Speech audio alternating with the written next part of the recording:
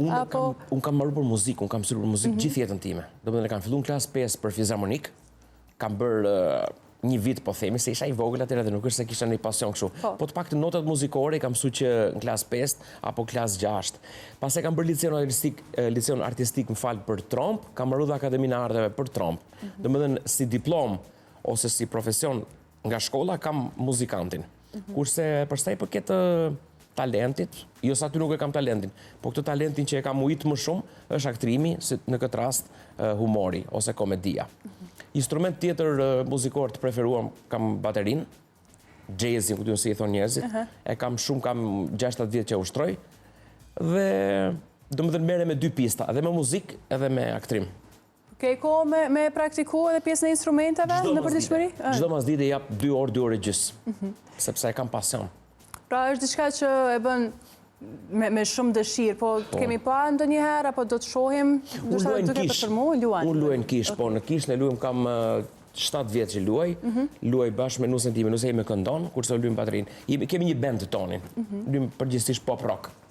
Pra jeni aktiv edhe me pjesën e instrumenteve. Është vështirë me bo një balancë mes dy gjërave që janë të pandashme të themi në jetën tuaj? Po deri tani besoj që ka shkuar shumë normale, nuk është se më zhdash të le një të përkushtohem ke tjetra, ose e kundërta. I kam bërë në mënyrë paralele dhe besoj që ka shku mirë. Besoj që ka shku mirë. Domethënë, i shijoj të dy llojet e emocioneve.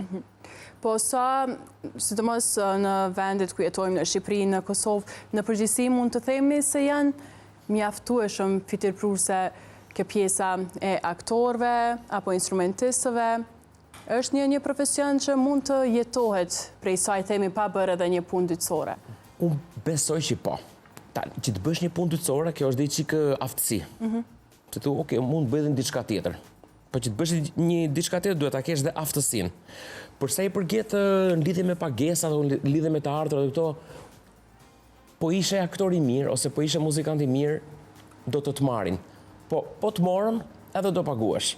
Pastaj është pak mund të jetë relative që për dikë është shumë, për ty është pak, apo e kundërta, për ty është shumë, për tjetrin është pak. Unë gjithmonë kam qenë falenderues, kam qenë mirënjohës Zotit edhe besoj që ka shkuar çdo gjë në rregull, edhe përsa i përket pagesës. Po të ishin më shumë, do ishte mirë, absolutisht që po. Ke pas ndonjëherë momente të themi dëshpërime në këtë aspekt, apo ka qenë ai pasioni i madh që keni pas për artin në përgjithësi që ju ka mbajtur gjithmonë? Po dëshpërim, kujt i referohesh?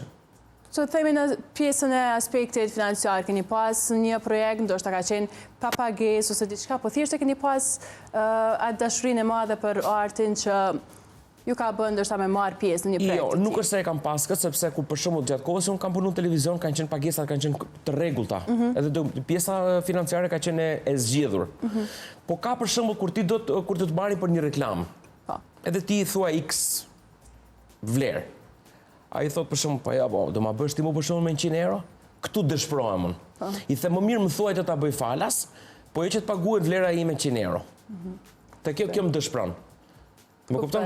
Do më dhe kur vijun këtu që ti më fton, vi më mirë pa lekë se sa të dush, do vish për 50 euro, se ose mund vi nga Tirana për 50 euro.